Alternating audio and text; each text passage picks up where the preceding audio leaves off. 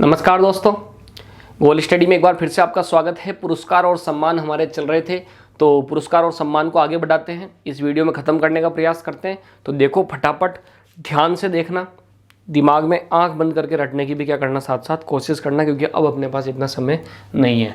तो सबसे पहले very very very very important सवाल, रेमन मैग्सेसे पुरस्कार। मैं आज आपके साथ साथ इंपॉर्टेंट लगाता हुआ भी चलूँगा कि कौन सा पेपर में आएगा और कौन सा नहीं आएगा। नहीं आएगा वाले को आपको क्या करना है, देखना तो उसको भी है। लिखा क्यों रहा हूँ, इसलिए तो लिखा रहा हूँ, क्या पता आ जाए। उसकी रीडिंग मार लेनी, थोड़ा सा सरसरी निगाहों से उसको भी देख लेना है। रेमन मैग्सेसे पुरस्कार बहुत बहुत इंपॉर्टेंट पुरस्कार है। एशिया का नोबेल पुरस्कार बोलते हैं इसको। किसका नोबेल पुरस्कार बोलते हैं? एशिया का। वेरी वेरी वेरी इंपॉर्टेंट सवाल, एशिया का नोबेल पुरस्कार किसको बोलते हैं? रेमन मैग्सेसे पुरस्कार को बोलते हैं। नोबेल पुरस्कार का नाम सुना होगा। विश्व का सबसे बड़ा या सबसे जो प्रसिद्ध पुरस्कार है वो कौन सा होता है? नोबेल पुरस्कार। किसकी याद में देते हैं नोबेल? अल्फ्रेड नोबेल की याद में। ध्यान रखना, नोबेल पुरस्कार किसकी याद में? अल्फ्रेड नोबेल की याद में। वेरी वेरी वेरी इंपॉर्टेंट सवाल, अल्फ्रेड नोबेल ने किसकी खोज की थी? डायनामाइट की। किसकी की थी? डायनामाइट की। कॉलेजों में खूब सुना होगा आपने, कॉलेज में जीसीए गवर्नमेंट कॉलेज में पढ़े हो, किसी में ही पढ़े हो कि dynamite dynamite ABVP dynamite. Dynamite एक विस्फोटक पदार्थ होता है, ध्यान रखना। साइंस के क्षेत्र में सैकड़ों प्रयोग किए थे अल्फ्रेड नोबेल ने। उनकी सबसे जो फेमस खोज मानी जाती है वो डायनामाइट की मानी जाती है। और उन अल्फ्रेड नोबेल जो है उनको लगता था कि मैंने गलत चीज़ की खोज कर ली है, क्योंकि डायनामाइट एक विस्फोटक पदार्थ है और विस्फोटक पदार्थ का दुरुपयोग बहुत ही क्या होता है, ज़्यादा होता है। और उन विस्फोटक पदार्थों के कारण क्या होता है, लोगों की जान भी किस में रहती है? खतरे में रहती है। आज अगर बम नहीं होते और आज विस्फोटक चीज़ नहीं होती तो क्या बम विस्फोट होते? क्या नहीं होते ना। तो अल्फ्रेड नोबेल के ऊपर धब्बा था, उनको लगा कि कहीं ना कहीं मैं मानवता का क्या हूँ, हत्यारा हूँ। इसीलिए अल्फ्रेड नोबेल ने क्या किया था, अपने जीवन को सुधारने के लिए, अपने नाम की इमेज को सही करने के लिए, कि लोग मेरे को ये नहीं कहेंगे कि ये हत्यारा है क्योंकि इसने बम विस्फोटक पदार्थ बनाया। अल्फ्रेड नोबेल ने कहा था कि मैंने जीवन में जितनी भी संपत्ति कमाई है उस संपत्ति को मैं दान देता हूँ और मेरी याद में आप क्या स्टार्ट करना, नोबेल पुरस्कार। अल्फ्रेड नोबेल की याद में नोबेल पुरस्कार दिए जाते हैं, 6 क्षेत्रों में दिए जाते हैं। 5 नोबेल जो हैं आपके नॉर्वे, स्वीडन देता है, 1 नोबेल जो है नॉर्वे देता है। आगे की डिटेल जो है नोबेल पुरस्कार में ही करा दूंगा, पर मेरे कहने का मतलब समझ गए होंगे नोबेल पुरस्कार कितना इंपॉर्टेंट पुरस्कार है। एशिया का नोबेल किसको बोलते हैं? रेमन मैग्सेसे पुरस्कार को बोलते हैं। ध्यान रहेगी, ठीक है। कौन देता है? Very very important, Philippines. Philippines द्वारा दिया जाता है। किसके द्वारा दिया जाता है? फिलीपींस द्वारा। ध्यान रह जाएगी क्या ये बात? जो आपका रेमन मैग्सेसे पुरस्कार है वो कौन से देश द्वारा दिया जाता है? फिलीपींस। याद रखना, वेरी वेरी वेरी इंपॉर्टेंट है। फिलीपींस की राजधानी कई बार जो है पूछ लेते हैं तो फिलीपींस की जो राजधानी है वो क्या है? मनीला है। फिलीपींस की राजधानी क्या है? मनीला है। क्या ये आपको ये बात ध्यान रहेगी? ध्यान रखना, फिलीपींस, मनीला। फिलीपींस वाले एक ही बात बोलते हैं, मनीला मनीला मनीला, पैसे लाओ पैसे लाओ पैसे लाओ। तो फिलीपींस वाले जो हैं उनकी राजधानी मनीला है। फिलीपींस कौन सा पुरस्कार दे रहा है? रेमन मैग्सेसे पुरस्कार दे रहा है। इसको अपन क्या बोलते हैं? इसको अपन बोलते हैं एशिया का नोबेल बोलते हैं। किसकी याद में दिया जाता है? तो फिलीपींस के पूर्व राष्ट्रपति, फिलीपींस के पूर्व राष्ट्रपति क्या नाम, रेमन मैग्सेसे की याद में। रेमन मैग्सेसे की याद में। वीडियो जब देखो ना तो उसकी क्वालिटी मेरे को पता है कई लोग 2 गुना करके देखते हैं। 2 गुना करके मत देखना, 1.5 गुना या 1.25 गुना करके देखना। उससे क्या है कि आप इनको ढंग से रिवाइज करते रहोगे पढ़ते पढ़ते। 2 गुना में फुल स्पीड में जाएगी, फिर मतलब क्या निकलेगा। और मेरे को पता आप लिखोगे तो होनी इसको। तो एशिया का नोबेल फिलीपींस द्वारा देते हैं रेमन मैग्सेसे। उनका पूर्व राष्ट्रपति थे रेमन मैग्सेसे, उनकी याद में दिया जाता है। राजधानी कौन सी है? मनीला है। सन वैसे नहीं पूछेंगे। 1957 में रेमन मैग्सेसे की मृत्यु हो गई थी। 1958 से ये पुरस्कार क्या हो गया था? स्टार्ट हो गया था। तो ये कौन सा पुरस्कार है? Ramon Magsaysay. आपसे शायद पूछ ले या नहीं भी पूछे तो क्यों देते हैं, किस क्षेत्र में देते हैं? अगर आपने सरकारी क्षेत्र में कोई काम किया है, जनता की भलाई के लिए कोई काम किया है, आप साहित्य और पत्रकारिता के क्षेत्र से जुड़े हुए हैं, या आपने कोई भी बड़ा उल्लेखनीय काम किया है, तो जो फिलीपींस की कमेटी है उसके द्वारा रेमन मैग्सेसे पुरस्कार दिया जाता है। Very very very very important सवाल जो बार बार पूछा था, पहली बार किस भारतीय को मिला? पहली बार किस भारतीय को रेमन मैग्सेसे दिया गया? पहली बार किस भारतीय को रेमन मैग्सेसे दिया गया? तो वेरी वेरी इंपॉर्टेंट सवाल है। कभी नाम सुना हो, विनोबा भावे। क्या नाम है? विनोबा भावे। ध्यान रखना आप इस बात को, ये सवाल बार बार पूछा जाता है कि भारत में पहली बार रेमन मैग्सेसे पुरस्कार जो है किसको मिला था? विनोबा भावे को। इंपॉर्टेंट सवाल है, एक सवाल बार बार आता है, आपने सुना भी होगा कि भूदान आंदोलन के प्रणेता कौन हैं? भूदान आंदोलन के प्रणेता कौन थे? विनोबा भावे। क्या ये बात आपको ध्यान रहेगी? तो ध्यान रखना आप इस बात को कि भूदान आंदोलन जो है उसके प्रणेता भी कौन थे? विनोबा भावे थे, एक समाज सुधारक थे। तो विनोबा भावे जो है इनको सबसे पहले क्या मिला? भारत के जो व्यक्ति हैं इनको रेमन मैग्सेसे पुरस्कार मिला। अभी लास्ट में किसको मिला है? 2019। सुनो बात, 2019 में किस भारतीय को रेमन मैग्सेसे मिला? रेमन मैग्सेसे जीतने वाले, रेमन मैग्सेसे प्राप्त करने वाले भारतीय। ये सवाल भी इम्पोर्टेंट है, आपने कभी नाम सुना हो, ये 2019 वाला ध्यान रखना, कभी आपने नाम सुना हो रवीश कुमार? सुना क्या? अगर आप न्यूज़ चैनल देखते हैं तो रवीश कुमार का नाम खूब सुना होगा। एनडीटीवी नाम का एक चैनल आता है, अक्सर कांग्रेस का ज़्यादा सपोर्ट करता है ये रवीश कुमार वाला जो चैनल है एनडीटीवी। यहाँ तक कि कन्हैया कुमार का भी सपोर्ट करता है, ठीक है। और ये जो एनडीटीवी चैनल है कांग्रेसी विचारधारा, वामपंथी विचारधारा को सपोर्ट करता है, और जितने भी बीजेपी वाले हैं उनका तो ये विरोधी चैनल है एक प्रकार से। पर ये रवीश कुमार जो है, इनकी एक अच्छी बात मैंने ये देखी और ये बात है भी, ये युवाओं की बातों को ज़्यादा उठाते हैं। इनका एक शो आता है, आपने कभी नाम सुना हो? Prime time. यूट्यूब पे 2 शो खूब देखे होंगे आपने, और खूब चलता भी नाम। जैसे एक तो आपकी अदालत नाम सुनो, इंडिया टीवी पे आता है। एक डीएनए नाम सुनो, daily news and analysis, Sudhir Chaudhary Zee news पे काफ़ी अच्छा आता है। ऐसे एक प्राइम टाइम भी आता है जिसमें युवा और देश की प्रमुख समस्याओं को बताया जाता है। प्राइम टाइम किसका है? रवीश कुमार का। तो ध्यान रखना, एनडीटीवी जो चैनल है, न्यूज़ चैनल है, उसके संपादक हैं, उसके एडिटर इन चीफ हैं, उसके एंकर हैं रवीश कुमार। उन रवीश कुमार जो हैं उनको 2019 में दिया गया। और ये बहुत इंपॉर्टेंट सवाल है, 2019 में किस भारतीय को रेमन मैग्सेसे मिला? रवीश कुमार को मिला, ठीक है। इतनी बात ध्यान रहेगी कि अब बहुत इंपॉर्टेंट चीज़ें सारी की सारी। अब एक बात और सुन लो कि रेमन मैग्सेसे पुरस्कार का ये सवाल इंपॉर्टेंट है। इस साल कोरोना हुआ, कोरोना के कारण काफ़ी सारी चीज़ें इस बार क्या हुई? रद्द हुई है। तो ध्यान रखना, वेरी इंपॉर्टेंट सवाल। इस बार 2020 में किसी को भी रेमन मैग्सेसे पुरस्कार नहीं दिया गया है। इस बार रेमन मैग्सेसे पुरस्कार जो है समाप्त, मतलब रद्द कर दिया गया है। तो ध्यान रखना, 2020 में रेमन मैग्सेसे क्या हो गया है? रद्द हो गया है। एक सवाल और पूछता हूँ, मैंने करा चुका हूँ लेकिन इंपॉर्टेंट है, वो आ सकता है। इस बार टेनिस का कौन सा ग्रैंड स्लैम टूर्नामेंट नहीं हुआ? ठीक है, इस बार टेनिस का कौन सा ग्रैंड स्लैम टूर्नामेंट नहीं हुआ? चलो देखते हैं, मैं बता नहीं रहा हूँ आपको, ठीक है। कमेंट में लिखना कि इस बार कौन सा टेनिस का ग्रैंड स्लैम पुरस्कार नहीं हुआ। अगर आपने वीडियो देखी ना मेरी अभी तक टेनिस की, तो ज़रूर आप लिख देना, आप जवाब आपको पता होगा, नहीं तो फिर मैं ही दूंगा जवाब, और तो क्या बाद में, अभी नहीं दे रहा। इस बार कौन सा ग्रैंड स्लैम नहीं हुआ, आपको ध्यान रखना, इसका जवाब दे देना आप कमेंट बॉक्स में, ठीक है। मैं खुद चेक करूँगा, ठीक हो गया तक। इतनी बात ध्यान रखना, इस बार रेमन मैग्सेसे भी क्या कर दिया गया है? रद्द कर दिया गया है। स्क्रीनशॉट लो, फिर अगला पुरस्कार करते हैं। हाँ, ले लिया होगा स्क्रीनशॉट, बढ़ जाएं। वेरी इंपॉर्टेंट है ये, ठीक है। अब सुनना आगे। तो रेमन मैग्सेसे आपको क्या रखना है? ध्यान रखना, बहुत आसान है। फिलीपींस द्वारा, फिलीपींस की राजधानी मनीला, रेमन मैग्सेसे उनके राष्ट्रपति रह चुके हैं। और रेमन मैग्सेसे इस बार रद्द हुआ है। पिछली बार 2019 में किस भारतीय को मिला? रवीश कुमार को मिला। पहली बार किस भारतीय को मिला? विनोबा भावे को मिला। उम्मीद करता हूँ याद होगा। आगे बढ़ जाएं, ठीक है। अगला पुरस्कार करा देता हूँ, नंबर 2। एक बड़ी बात आ रही है, BBC Indian sports woman of the year. Very important सवाल, BBC Indian sports woman of the year. आने लायक सवाल है, स्टार कर लो इसको, भले रेमन मैग्सेसे को भी कर लेना, इसको ढंग से रट लेना, क्योंकि BBC Indian sports woman of the year, sport यानी खेल, वुमन यानी महिला। वेरी इंपॉर्टेंट सवाल, PV सिंधु नाम जरूर सुना होगा, ठीक। PV सिंधु जो है उनको BBC Indian sports woman of the year award मिला है। क्या आप PV सिंधु को जानते हैं? तो हम जानते होंगे, अगर नहीं जानते तो फिर आप मंगल ग्रह के आदमी हो। PV सिंधु जो है किस खेल से जुड़ी हुई है? बैडमिंटन। वेरी इंपॉर्टेंट सवाल आएगा, PV सिंधु का संबंध किस खेल से है? बैडमिंटन से। किससे है? बैडमिंटन से, ठीक। इतनी बात ध्यान रखिए। पीवी सिंधु का संबंध किससे है? बैडमिंटन से।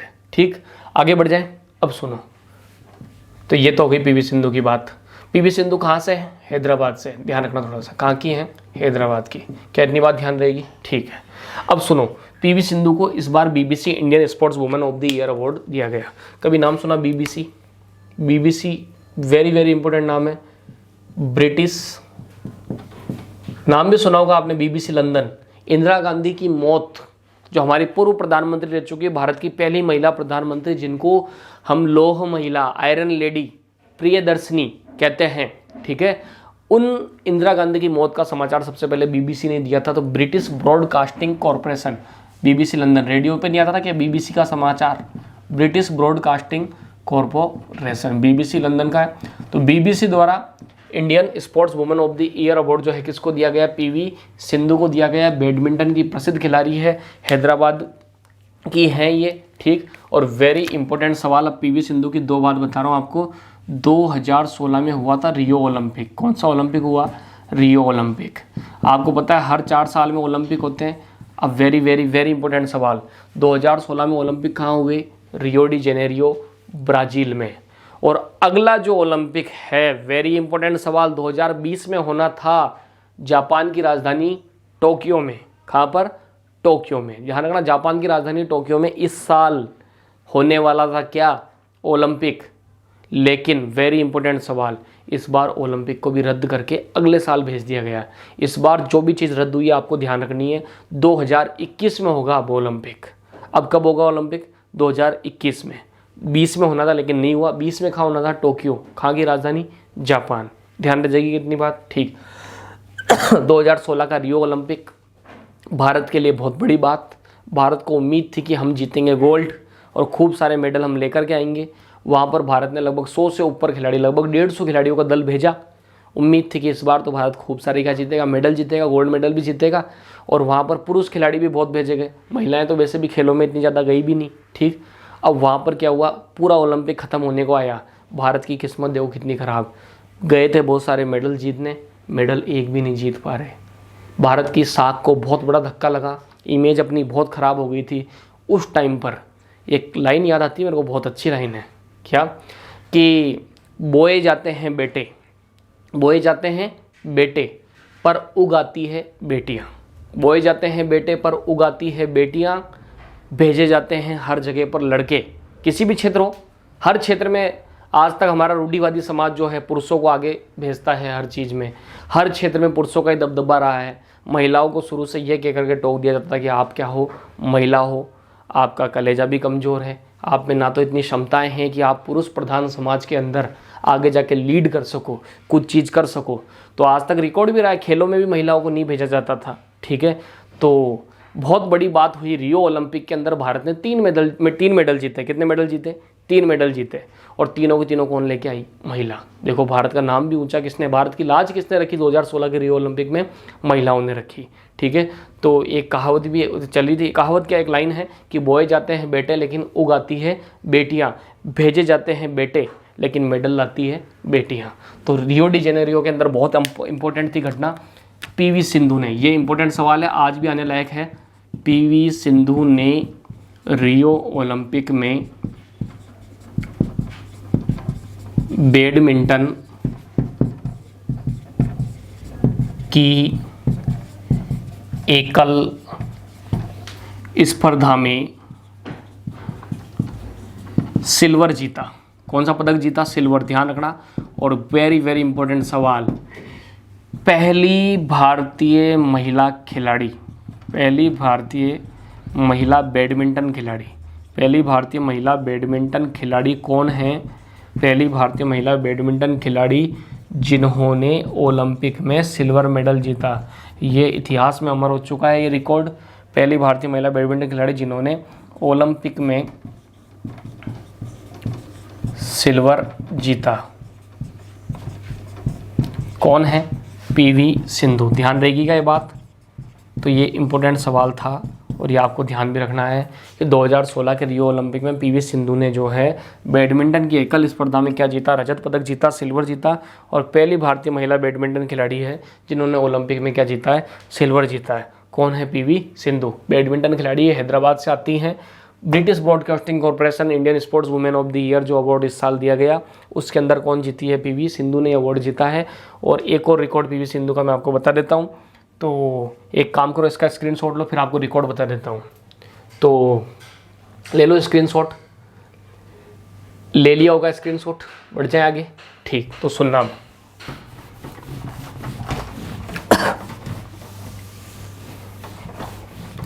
दोस्तों साथ साथ याद करते चलो, ठीक। अब सुनना एक और बात, बढ़ जाए आगे, ठीक है। हाँ, एक और बात, इस वीडियो को शेयर जरूर करना है, ईमानदारी से शेयर करना है, ये नहीं कि खुद पढ़ ले। शेयर करना है, अधिक से अधिक लोगों तक पहुंचाना है। अगले जो 3 दिन वीडियो आएंगे, क्यों? क्योंकि देखो किसी की हेल्प हो जाए, क्या दिक्कत है, ठीक है ना। मेरे को तो क्या फ़ायदा है, व्यू चाहे 200 आओ, 500 आए, 1000 आओ, उससे हमारे क्या फ़र्क पड़ेगा, ठीक है ना। ये मेन फ़र्क है कि हर आदमी तक वीडियो पहुँच जाना चाहिए, ठीक है। तो यहाँ तक तो हो गई बात। अब सुनो एक और बात पीवी सिंधु की।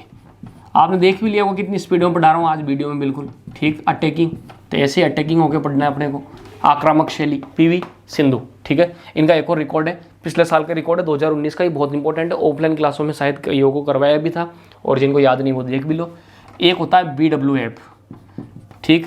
अभी बता दूंगा फुल फॉर्म क्या है BWF की, देख लो ये BWF। हालांकि नहीं पूछेंगे आपसे, तो बैडमिंटन वर्ल्ड फेडरेशन, क्या नाम है? Badminton world federation. जैसे क्रिकेट में सबसे बड़ी संस्था होती है ICC, वैसे बैडमिंटन की सबसे बड़ी संस्था जो है वो है बैडमिंटन वर्ल्ड फेडरेशन। ध्यान रहेगा, विश्व में जो बैडमिंटन की सबसे बड़ी संस्था है वो कौन सी है? Badminton world federation. तो BWF या बैडमिंटन वर्ल्ड फेडरेशन जो है, उसके द्वारा हर साल विश्व चैंपियनशिप करवाई जाती है बैडमिंटन की। तो उसमें पीवी सिंधु ने क्या रिकॉर्ड बनाया? बैडमिंटन वर्ल्ड फेडरेशन द्वारा आयोजित रट लेना इस लाइन को, विश्व badminton championship, badminton world federation द्वारा आयोजित विश्व बैडमिंटन चैंपियनशिप में गोल्ड मेडल जीतने वाली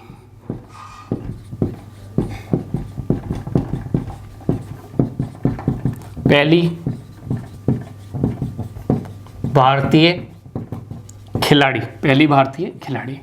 कितना इंपॉर्टेंट सवाल है कि बैडमिंटन वर्ल्ड फेडरेशन द्वारा आयोजित जो विश्व बैडमिंटन चैंपियनशिप है, उसमें आज तक कोई भी भारतीय गोल्ड मेडल लेकर के नहीं आया, चाहे पुरुष हो चाहे महिला।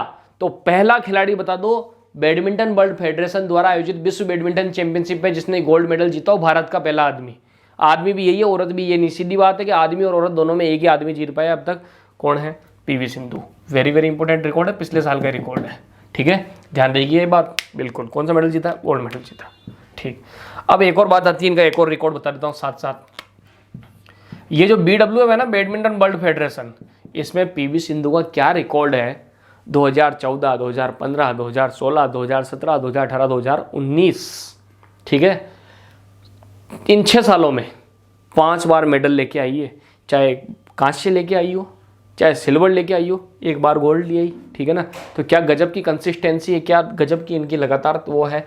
तो बैडमिंटन वर्ल्ड फेडरेशन द्वारा आयोजित विश्व बैडमिंटन चैंपियनशिप में 5 बार मेडल जीतने वाली, ये भी पहली खिलाड़ी है, जीतने वाली पहली भारतीय खिलाड़ी। ना तो कोई पुरुष जीत पाया, ना कोई महिला जीत पाई इतनी बार, पहली भारतीय खिलाड़ी। तो पीवी सिंधु के बारे में इतनी जानकारी जो मेरे को काम की लगी वो मैंने आपको बता दी। और भी चीज़ बताऊंगा, पहले इसका क्या लो, स्क्रीनशॉट लो, फिर आगे बढ़ते हैं। हाँ दोस्तों, ले लिया होगा स्क्रीनशॉट, फिर बढ़ जाए आगे, ठीक। तो अब देखो अगली चीज क्या आ रही है। एक नाम आ रहा है बहुत इंपॉर्टेंट, नंबर 4 है ग्रेटा थेनबर्ग। ये नाम सुनते ही कईयों के दिमाग में आ गया कि अरे ये तो हमने खूब पढ़ा, ऑफलाइन वालों को तो मैंने रटार का, जैसे कोई हनुमान चालीसा याद होती है वैसे ग्रेटा थेनबर्ग रटार की है। लेकिन फिर भी इसमें कुछ नई चीज़ें और जुड़ गई है, इसलिए इस नाम को ढंग से देखो, पूरा देखो। क्या है नाम? ग्रेटा थेनबर्ग। केवल 16 साल की लड़की है जिसने पिछले साल हर जगह बड़ी बड़ी मैगजीनों में कई जगह पर अपने नाम को क्या करवाया, दर्ज करवाया। तो ग्रेटा थेनबर्ग, ध्यान रखना, वेरी वेरी इंपॉर्टेंट, स्वीडन की छात्रा है। कहाँ की है, ध्यान रखना, क्वेश्चन आ सकता है। हाल ही में चर्चा में रही ग्रेटा थेनबर्ग का संबंध कहाँ से है, स्वीडन से। स्वीडन की 16 वर्षीय स्कूली छात्रा, 16 साल की बच्ची है, स्कूल में पढ़ती है। स्वीडन की 16 वर्षीय स्कूली छात्रा। ठीक, क्यों चर्चा में है ग्रेटा थेनबर्ग, क्या किया इन्होंने, पर्यावरण की कार्यकर्ता है। Very very very very important सवाल। ग्रेटा थेनबर्ग नाम की जो बच्ची है वो पिछले 1 साल में बहुत चर्चा में रही है और कई सारे अवार्ड भी जीत लिए इसने। क्या है ये, पर्यावरण की कार्यकर्ता है। तो ध्यान रखना, ग्रेटा थेनबर्ग का संबंध किस देश से है, तो देश बता दिया मैंने, स्वीडन। वेरी इंपॉर्टेंट, क्या है, पर्यावरण कार्यकर्ता। यानी ग्रेटा थेनबर्ग जो है इन्होंने किस क्षेत्र में कार्य किया है, पर्यावरण के क्षेत्र में। हुआ क्या था, दिनों दिन जलवायु परिवर्तन हो रही है, क्लाइमेट चेंज हो रही है, ग्लोबल वार्मिंग बढ़ रही है। इस कारण पृथ्वी जो है उसका जो पारिस्थितिकी तंत्र है, पर्यावरण जो है वो खतरे में है। तो हुआ क्या कि एक स्वीडन की ये 16 साल की जो बच्ची थी, इसको गुस्सा आ रहा था विश्व के सभी नेताओं पर कि बातें करते हैं बड़ी बड़ी, लेकिन पर्यावरण के लिए ये लोग कुछ भी नहीं करते हैं। हर साल कभी पेरिस में जलवायु परिवर्तन सम्मेलन कर रहे हैं, कभी कहाँ कर रहे हैं, कभी कहाँ कर रहे हैं। वहाँ आके केवल कचौरी समोसे खा लेते हैं, पंचायतें कर लेते हैं, ज्ञान दे लेते हैं और करते कुछ भी नहीं है। तो पर्यावरण को लेकर के कई देशों ने कानूनों का पालन नहीं किया है। ग्रीन हाउस गैसों का उत्सर्जन बहुत ज़्यादा कर रखा है, कार्बन का उत्सर्जन बहुत ज़्यादा हो रहा है। तो ऐसी स्थिति में इस बच्ची को चिंता हुई होगी, पढ़ ली होगी पर्यावरण वगैरह की किताब और आ गई जोश में। और क्या पता गांधी जी का असर हो इन पर, बापू, अपने बापू का, ठीक है ना। तो बापू को पढ़ा होगा और बापू का असर पड़ा होगा। तो ये भाई साहब बैठ गई आंदोलन पे, धरने पे, कि मैं तो अनशन करूँगी, उठूँगी नहीं। कि क्यों, ये क्या करा, स्कूल के बाहर पट्टी लेके बैठ गई, एक स्लेट उस पर लिख दिया कि पर्यावरण को बचाओ, पर्यावरण को बचाओ। इसके साथ लाखों बच्चे जुड़ गए, सब आंदोलन करें कि पर्यावरण को लेके कुछ करो, पर्यावरण को लेके कुछ करो। तो रातों रात ये लड़की क्या हो गई, फेमस हो गई। कहाँ की थी, स्वीडन की थी। क्या नाम था, ग्रेटा थेनबर्ग। ऐसे आगना, पर्यावरण को बचाने के लिए ग्रेट काम किसने किया, ग्रेटा ने। कहाँ की है, स्वीडन की है। लाखों बच्चे इसके आंदोलन से जुड़े, पूरे विश्व में नाम चर्चा में आ गया। संयुक्त राष्ट्र संघ ने, जो संयुक्त राष्ट्र संघ की महासभा का अधिवेशन था, और संयुक्त राष्ट्र संघ के मंच पर जहाँ मोदी जी, ट्रंप, पुतिन, ऐसे बड़े बड़े लोग जहाँ पर बैठे थे, विश्व के विभिन्न देशों के राष्ट्राध्यक्ष, वहाँ पर इस लड़की ने संबोधित किया। कितनी बड़ी बात है, स्कूल में भाषण देने वाली लड़की कहाँ पहुँच गई, संयुक्त राष्ट्र संघ में भाषण देने। तो यूएन में इन्होंने क्या दिया, पिछले साल भाषण दिया संयुक्त राष्ट्र संघ के अंदर। और सबसे बड़ी बात, इम्पोर्टेंट सवाल, 2019 का Time person of the year पूछेंगे आपसे। क्यों, क्योंकि 2020 का तो अभी तक किसी को मिला नहीं। 2019 का Time person of the year किसे दिया गया, 2019 का Time person of the year किसको दिया गया, ग्रेटा थेनबर्ग को। किसको दिया गया, ग्रेटा थेनबर्ग। टाइम मैगजीन एक अमेरिका में प्रकाशित होने वाली मैगजीन है। उस मैगजीन को पूरे विश्व में टॉप मैगजीनों में रखा जाता है। और वो क्या करती है, हर साल जो आदमी सुर्खियों में रहा उसको साल के एंडिंग में person of the year award से नवाजती है। और 2019 का जो time person of the year है वो किसको मिला है, ग्रेटा थेनबर्ग को मिला है। ग्रेटा ग्रेट बन गई पर्यावरण के कारण। और ग्रेटा ने जो है संयुक्त राष्ट्र संघ जो है उसमें भी जाके क्या दिया, भाषण दिया। भाई साहब, इसने ट्रंप की आंखों में आंखों डाल के ऐसे भाषण दिया जैसे उसको खा जाएगी। क्यों, क्योंकि डोनाल्ड ट्रंप आधे पागल आदमी, अब जारी वैसे भी उसकी सरकार, डोनाल्ड ट्रंप के अमेरिका का राष्ट्रपति है, ठीक। वो भाई साहब अलग ही आदमी, सरफिरे आदमी है। पर्यावरण की उनको कोई चिंता नहीं है। बिजनेसमैनों की बात करते हैं, सुबह कुछ बोलते हैं, शाम को कुछ और बोलते हैं। तो इसको गुस्सा आ रहा था कि यार ये आदमी पर्यावरण का ध्यान नहीं रखता, मोटा आदमी बिल्कुल। तो काफ़ी चर्चा में रहा था भाषण, रोने लग गई थी वहाँ भाषण देते देते, ठीक है ना। तो 2019 का टाइम पर कि हमारा क्या होगा, ठीक, तुम पर्यावरण को बर्बाद कर दोगे, हम आने वाले टाइम पे, तुमने तो मज़े ले लिए ज़िंदगी के, हम क्या मज़े लेंगे। तो 2019 का Time person of the year Greta Thunberg. एक और ध्यान रखना इंपॉर्टेंट सवाल, 2019 में जो है इनको बाल शांति पुरस्कार मिला, अंतर्राष्ट्रीय बाल शांति पुरस्कार। याद रखना, 2019 में अंतर्राष्ट्रीय बाल शांति पुरस्कार मिला इस बच्ची को। क्या नाम है, ग्रेटा थेनबर्ग, अंतर्राष्ट्रीय बाल शांति पुरस्कार। मैं तो कभी कभी सोचता हूँ कि अपने गाँव में काड़ू को कोई नहीं जानता होगा। कोई दिन काड़ू स्कूल के बाहर बैठ जाए पर्यावरण को लेकर के, क्या पता काड़ू संयुक्त राष्ट्र संघ तक पहुँच जाए। तो किस्मत बदलते देर नहीं लगती, ठीक है ना।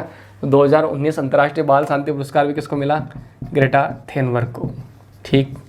क्या इतनी बात ध्यान रहेगी, ठीक। स्वीडन की सरकार ने भी इनको अवार्ड दिया था, अब देगी वो तो स्वीडन की सरकार तो इनाम।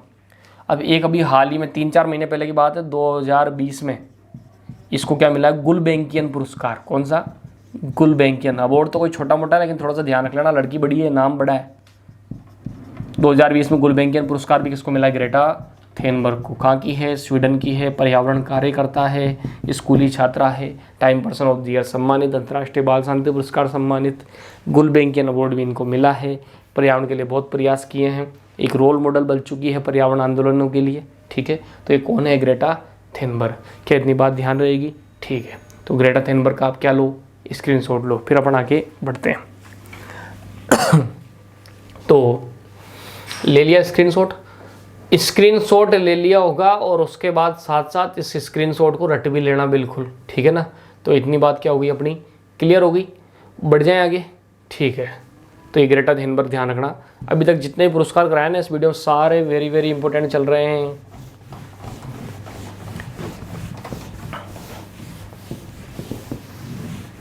अब देखो ये हो गया। अब एक अवार्ड आ रहा है टाइलर पुरस्कार। कौन सा पुरस्कार? टाइलर पुरस्कार। अब ये क्या होता है टाइलर पुरस्कार 2020? टाइलर, ये टाइलर पुरस्कार जो है ना वेरी वेरी वेरी इंपॉर्टेंट है। ये भी इसको बोलते हैं पर्यावरण का नोबेल। पर्यावरण का नोबेल किस पुरस्कार को कहा जाता है?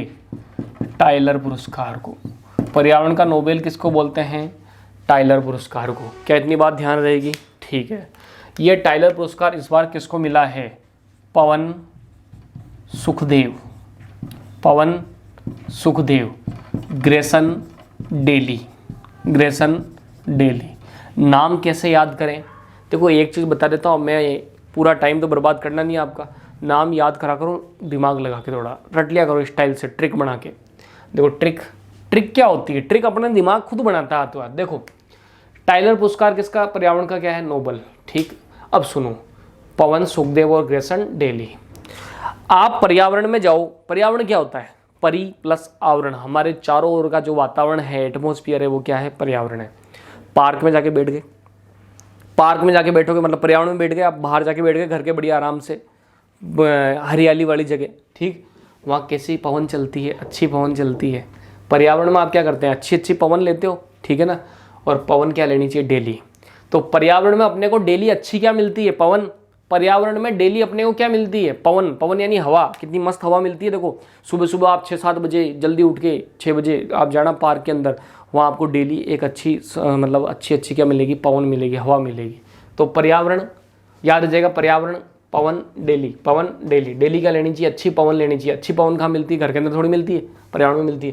तो डेली आदमी नाम, एक आदमी का नाम डेली है, एक का नाम क्या है? पवन। पर्यावरण का नोबेल किसको बोलते हैं? टाइलर को। याद रह जाएगा। ओके, आगे बढ़ जाए। ठीक है, क्यों मिला है? हरित अर्थव्यवस्था के लिए।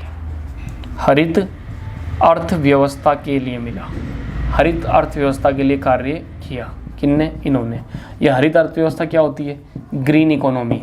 सीधी सी बात है, पर्यावरण फ्रेंडली तरीके से आप व्यापार करो। व्यापार में भी बहुत प्रदूषण होता है, आप व्यापार में प्रदूषण को कम करो। नई नई तकनीकों का प्रयोग करो जिनसे पर्यावरण को हानि नहीं पहुँचे, और पर्यावरण को बिना हानि पहुँचाए जो आप व्यापार करते हैं वो ग्रीन इकोनॉमी या हरित अर्थव्यवस्था या हरित व्यापार का क्या होता है? हिस्सा होता है। ये कौन सा पुरस्कार था? टाइलर पुरस्कार। अब एक और पुरस्कार सुन लो, छोटा सा, वेरी वेरी वेरी इंपॉर्टेंट है। बेलन डी और पुरस्कार, हर बार आता है सवाल। बेलन डी और पुरस्कार। ठीक, ये भी 2019। बेलन डी और किस क्षेत्र में दिया जाता है? ध्यान रखना, विश्व का जो सर्वश्रेष्ठ फुटबॉलर होता है, सबसे जो अच्छा फुटबॉल खिलाड़ी होता है उसको मिलता है। सर्वश्रेष्ठ फुटबॉलर जो होता है उसको मिलता है बेलन डी और पुरस्कार। ठीक, ऐसे याद रखना, फुटबॉल खेलने वालों को बेलन देते हैं। क्या देते हैं? बेलन। जो भी फुटबॉल खेलता है उनको क्या देते हैं? बेलन। ठीक है, तो बेलन डी और पुरस्कार सर्वश्रेष्ठ फुटबॉलर को मिला, सर्वश्रेष्ठ फुटबॉलर को मिलता है। और किसको मिला 2019 में? कभी नाम सुनाओ खतरनाक, लियोनल मेसी।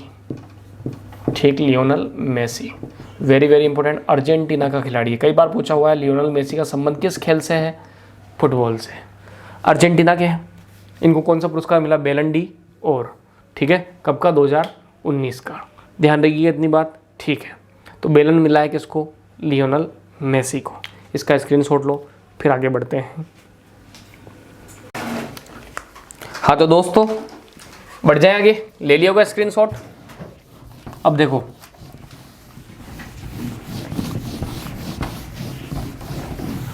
देखो सुनना मेरी बात। अब अगला पुरस्कार, सबसे इंपॉर्टेंट पुरस्कार जो पेपर में आता भी है, वो कर रहे हैं अपन, और उसका नाम है ऑस्कर अवार्ड। कौन सा अवार्ड? Oscar award. सबने नाम सुना होगा, अक्सर कई भर्तियों में पूछा भी जाता है। ऑस्कर पुरस्कार, कौन सा पुरस्कार? ऑस्कर पुरस्कार। वेरी वेरी वेरी इंपॉर्टेंट सवाल, यहाँ से सवाल आता भी है, तो सुनना पहला और इम्पोर्टेंट सवाल। इस बार जो 2020 में ऑस्कर की घोषणा की गई, वो कौन से ऑस्कर थे? 92वें ऑस्कर। ध्यान रखना, इंपॉर्टेंट सवाल है। इस बार कौन से ऑस्कर अवार्ड दिए गए? 92वें ऑस्कर अवार्ड 2020। हालांकि 2019 के लिए था, लेकिन वही बात है, मिलेगा कब? 2020 के अंदर तो मिलेगा। तो 92वें ऑस्कर अवार्ड 2020। क्या इतनी बात क्लियर हो गई? ठीक है। अब सुनो, एक चीज हमेशा ध्यान रखना, ऑस्कर अवार्ड जो है ना, इंपॉर्टेंट सवाल है। फिल्मी दुनिया का सबसे बड़ा अवार्ड कौन सा है पूरी दुनिया में? ऑस्कर। ध्यान रखना, फिल्मी दुनिया का सबसे बड़ा व प्रसिद्ध पुरस्कार कौन सा है? ऑस्कर है। फिल्मी दुनिया का सबसे बड़ा और सबसे प्रसिद्ध पुरस्कार कौन सा है? ऑस्कर है। इस बार कौन से नंबर का था? 92वें नंबर का। ध्यान रहेगा, ऑस्कर पुरस्कार का संबंध किससे? फिल्मी दुनिया से। अब ये ऑस्कर अवार्ड कौन देता है, ये सवाल इंपॉर्टेंट है। तो अकेडमी ऑफ मोशन पिक्चर्स। आप तो मोशन पिक्चर याद रखना, अपने आप याद आ जाएगा। Academy of motion pictures and science. Academy of motion pictures and science, इसके द्वारा क्या दिया जाता है? ऑस्कर पुरस्कार। कब से दिया जा रहा है? 1929 से लगातार दिया जा रहा है ये अवार्ड। ठीक, फिल्मी दुनिया का सबसे बड़ा और सबसे प्रसिद्ध क्या है? ये पुरस्कार है। कौन से नंबर का है? 92वें। कौन देता है? Academy of motion pictures and science. क्या इतनी बात ध्यान रहेगी आपको? ठीक है। अब सुनो, वेरी वेरी इंपॉर्टेंट सवाल एक और, कि इस बार जो ऑस्कर अवार्ड मिला है 92वां, वो किसको मिला है? तो ध्यान रखना, सर्वश्रेष्ठ फिल्म। इस बार जो ऑस्कर की सर्वश्रेष्ठ फिल्म थी, उसका नाम आपसे पेपर में जरूर पूछा जाएगा और वो अपने को नाम क्या रखना है? ध्यान। पैरासाइट। ये याद रख लोगे तो बहुत बड़ी बात है। इस बार जो ऑस्कर की सर्वश्रेष्ठ फिल्म जो थी, उसका नाम क्या है? पैरासाइट। ध्यान रखना, इस बार जो ऑस्कर है उसकी सर्वश्रेष्ठ फिल्म कौन सी है? पैरासाइट। क्या इतनी बात ध्यान रहेगी? ठीक है। तो ऑस्कर की सर्वश्रेष्ठ फिल्म कौन सी है? पैरासाइट। 2020 का जो, मतलब 2019 के ऑस्कर की जो घोषणा हुई और ये 2020 में दिया गया है 92वें नंबर का, उसकी सर्वश्रेष्ठ फिल्म कौन सी है? पैरासाइट। इसके डायरेक्टर हालांकि नहीं पूछेंगे, लेकिन बांग जून हो उनका क्या है? नाम है। तो ये आपको ध्यान रखना है कि इस बार ऑस्कर की जो सर्वश्रेष्ठ फिल्म है कौन सी? पैरासाइट। पैरासाइट। ध्यान रहेगा क्या? पैरासाइट। रट लोगे, आसान है। ठीक है। एक और सवाल, 2019 या 91वें ऑस्कर की सर्वश्रेष्ठ फिल्म कौन सी थी? 91वें ऑस्कर की सर्वश्रेष्ठ फिल्म, 91वें ऑस्कर की सर्वश्रेष्ठ फिल्म कौन सी थी? तो सुनो इसके बारे में। 91वें ऑस्कर की सर्वश्रेष्ठ फिल्म जो थी, उसका नाम था ग्रीन बुक। क्या नाम था? Green book. इतनी बात ध्यान रहेगी क्या? ठीक। हालांकि पूछेंगे इस साल का, कोई भरोसा नहीं, पिछले साल का भी पूछ ले। तो 92वें ऑस्कर अवार्ड में सर्वश्रेष्ठ फिल्म कौन सी रही? पैरासाइट। ऑस्कर पुरस्कार जो है वो academy of motion pictures and science द्वारा 1929 से दिया जा रहा है। वेरी वेरी इंपॉर्टेंट सवाल। ऑस्कर अवार्ड जो है इस बार 92वें नंबर के थे। फिल्मी दुनिया का सबसे बड़ा, सबसे प्रसिद्ध पुरस्कार कौन सा है? ऑस्कर पुरस्कार है। सर्वश्रेष्ठ फिल्म इस बार पैरासाइट, पिछली बार कौन सी थी? Green book. अब एक महत्वपूर्ण सवाल ये भी बनता है कि इस बार जो ऑस्कर अवार्ड है उसमें भारत की तरफ से कौन सी फिल्म गई? गली बॉय। कौन सी फिल्म गई? गली बॉय। ध्यान रखना, रणवीर सिंह की थी ये पिक्चर गली बॉय। आपने नाम भी सुना हो, गाना अपना टाइम आएगा, इस फिल्म का ही गाना था। तो ध्यान रखना, गली बॉय नाम की जो फिल्म है वो इस बार ऑस्कर में भारत की ओर से भेजी गई, लेकिन इतनी ज़्यादा खास भी नहीं थी फिल्म, ऑस्कर जीता भी नहीं। भारत वाले वैसे भी ऑस्कर जीतने लायक अपने ताप नहीं है बॉलीवुड के अंदर ऐसी फिल्में बनाने लायक। तो गली बॉय नामक फिल्म इस बार भारत की ओर से भेजी गई। इस बार जीती कौन सी? पैरासाइट। एक और बात ध्यान रखना, ऑस्कर पुरस्कार जो है ना, ये कहाँ पर दिए जाते हैं? कभी नाम सुना? Los Angeles. कैलिफोर्निया नाम की जगह पड़ती है यूएसए के अंदर, अमेरिका में। वहाँ पर एक बहुत फेमस शहर है लॉस एंजल्स। इसको हॉलीवुड का शहर भी कहा जाता है। ध्यान रखना, जैसे अपने मुंबई में जो पिक्चरें बनती है हिंदी फिल्में, इनको बोलते हैं बॉलीवुड फिल्में, वैसे ही पूरे विश्व का इंटरनेशनल जो फिल्म इंडस्ट्री है वो हॉलीवुड कहलाती है। लॉस एंजल्स यूएसए के अंदर, ठीक है। तो वहाँ पर ऑस्कर अवार्ड क्या की गई, घोषणा की गई। इतनी बात क्या रहेगी आपको ध्यान रहेगी। तो इसका स्क्रीनशॉट लो। फिर ऑस्कर के बारे में एक और बात आपको मैं लिख देता हूँ, ठीक है। तो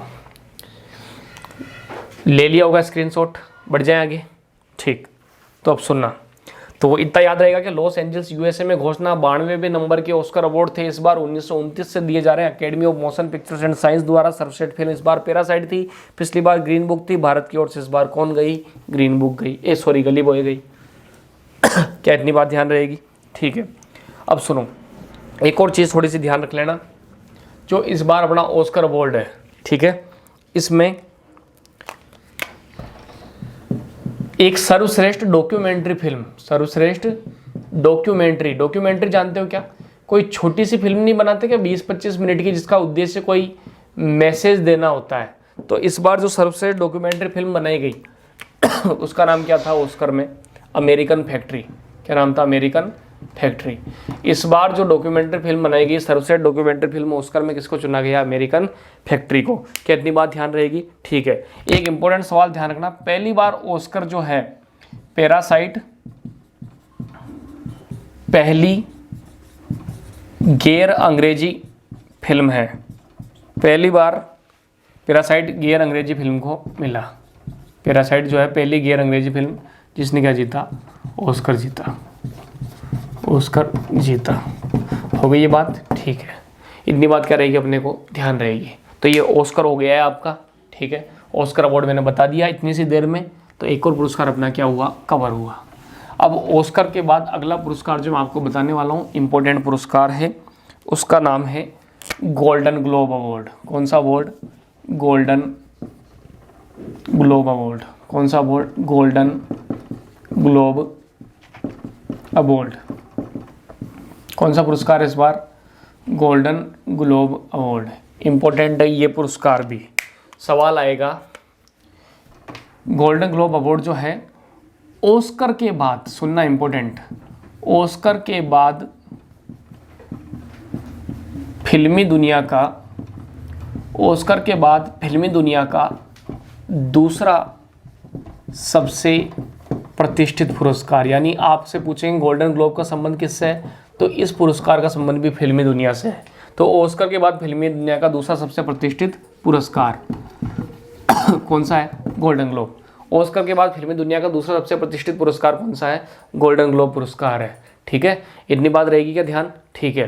तो ऑस्कर के बाद फिल्मी दुनिया का दूसरा सबसे प्रतिष्ठित पुरस्कार कौन सा है, गोल्डन ग्लोब। इस बार कौन से नंबर का पुरस्कार था गोल्डन ग्लोब, 77वां। थोड़ा सा ध्यान रखना, इन पुरस्कारों में नंबर भी पूछ सकते हैं। इस बार 77वां गोल्डन पुरस्कार गोल्डन ग्लोब दिया गया। इस बार कौन से नंबर का गोल्डन ग्लोब दिया गया, 77वें नंबर का। सन नहीं पूछेंगे, लेकिन 1944 से दिया जा रहा है। कब से दिया जा रहा है, 1944 से दिया जा रहा है गोल्डन ग्लोब पुरस्कार। ये भी कौन सी दुनिया से जुड़ा हुआ है, फिल्मी दुनिया से। ऑस्कर के बाद दूसरा सबसे जो फेमस पुरस्कार माना जाता है फिल्मी दुनिया का इंटरनेशनल लेवल पर, वो कौन सा है, गोल्डन ग्लोब पुरस्कार। इस बार कौन से नंबर का था, 77वें नंबर का था। अब सुनना, इस गोल्डन ग्लोब पुरस्कार के अंदर सर्वश्रेष्ठ फिल्म कौन सी चुनी गई, वेरी वेरी इंपॉर्टेंट सवाल। सर्वश्रेष्ठ फिल्म कौन सी चुनी गई, तो ध्यान रखना इस बात को। इस बार जो है गोल्डन ग्लोब में सर्वश्रेष्ठ फिल्म किसको चुना है, तो सर्वश्रेष्ठ फिल्म है इस बार 1917। याद रखिएगा कि बहुत आसान है। इस बार जो गोल्डन ग्लोब पुरस्कार चुना गया है उसमें सर्वश्रेष्ठ फिल्म कौन सी है, 1917। 1917 याद रखिएगा कि 1917। चंपारण आंदोलन कब हुआ था, 1917 में ही हुआ था। ध्यान रह जाएगी ये बात, ठीक है। 1917 जो है वो सर्वश्रेष्ठ फिल्म चुनी गई गोल्डन ग्लोब अवार्ड के अंदर। इतनी बात ध्यान रखना। ऑस्कर के बाद दूसरा सबसे प्रतिष्ठित पुरस्कार 77वें नंबर का था, और इतनी बात हो गई अपनी, ठीक है। ये कौन सा पुरस्कार है, गोल्डन ग्लोब। इसका स्क्रीनशॉट लो, फिर अगला एक और बता देता हूँ, ठीक। ले लिया होगा स्क्रीनशॉट, बढ़ जाए आगे, ठीक। ये अपना कौन सा पुरस्कार हो गया, गोल्डन ग्लोब।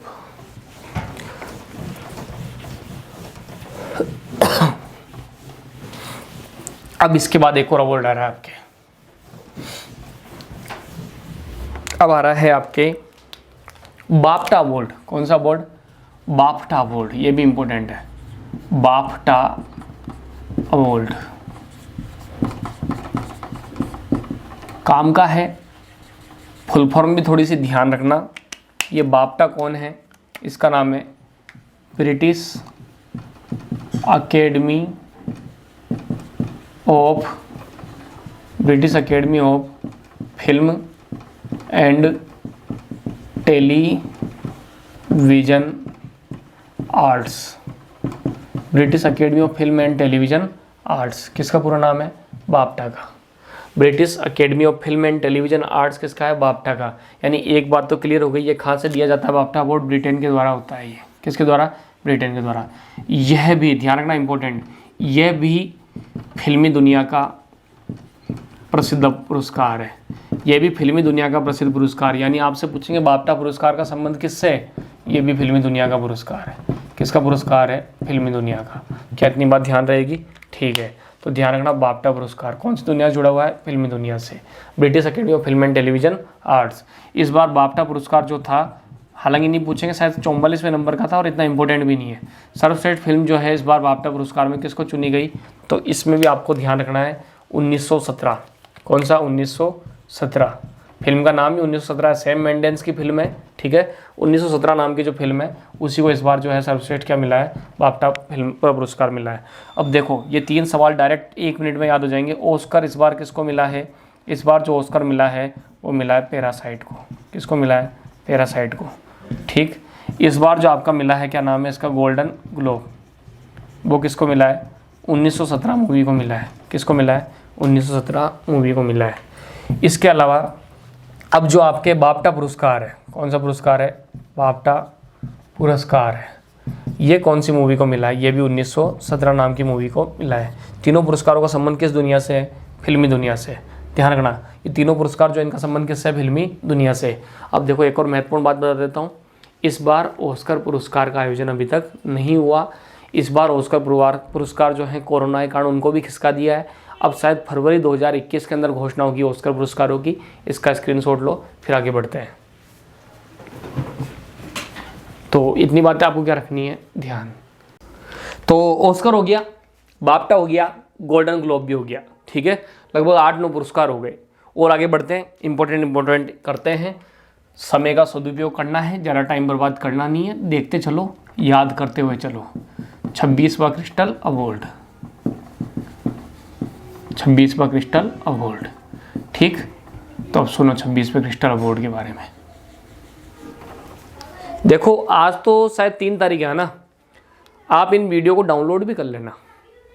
4 या 5 तारीख का जो वीडियो, क्या पता आप इनका रिवीजन करो ना वापस, बाई चांस कहीं सोचेंगे कि पेपर से पहले ट्रेन के बस में बैठे हैं, कहीं भी बैठे हैं, रिवीजन कर ले। डाउनलोड कर लेना, हो सकता है इंटरनेट बंद हो, उस टाइम पर बंद कर देंगे। ठीक है ना, तो फिर वीडियो देखे हुए बिना रह जाओगे। तो 26वां क्रिस्टल अवार्ड, क्यों कई की आदत होती है कि एंड टाइम पे देख लूँगा, तो फिर डाउनलोड कर लेना जो एंड टाइम देखना चाहे वो। 26वां क्रिस्टल अवार्ड, पर एक बार पूरा ही देख लो ना, इंपॉर्टेंट है। 2019 की बात है, दीपिका पादुकोण को मिला। किसको मिला? 26वां क्रिस्टल अवार्ड। आपको नंबर याद नहीं रखना, हटाओ। क्रिस्टल अवार्ड किसको मिला? दीपिका पादुकोण को। क्रिस्टल अवार्ड किसको मिला? दीपिका पादुकोण को। क्यों मिला? क्योंकि मानसिक स्वास्थ्य, आजकल लोगों का मानसिक स्वास्थ्य जो है बहुत ही गड़बड़ है। मेंटल जो है, आदमी मेंटल रूप से असंतुष्ट है, हर आदमी तनाव में है, मानसिक स्वास्थ्य गड़बड़ाया हुआ है अपना। तो मानसिक स्वास्थ्य के प्रति जागरूकता के लिए मिला। किसको? दीपिका पादुकोण को। मानसिक स्वास्थ्य के प्रति जागरूकता के लिए हाल ही में क्रिस्टल अवार्ड किसको मिला? दीपिका पादुकोण को। इतनी बात हो गई। अब एक पुरस्कार आ रहा है, ESPN India awards 2019। ESPN India awards 2019। कभी नाम सुना? ESPN एक चैनल भी तो है ना, और एक वेबसाइट भी है, स्पोर्ट्स के बारे में जानकारी देता है। तो ESPN इंडिया अवार्ड मिला है 2019 में। इस अवार्ड के तहत सर्वश्रेष्ठ प्लेयर ऑफ द ईयर, पुरुष, सर्वश्रेष्ठ प्लेयर ऑफ द ईयर पुरुषों में किसको मिला है? और एक सवाल, सर्वश्रेष्ठ प्लेयर ऑफ द ईयर महिला।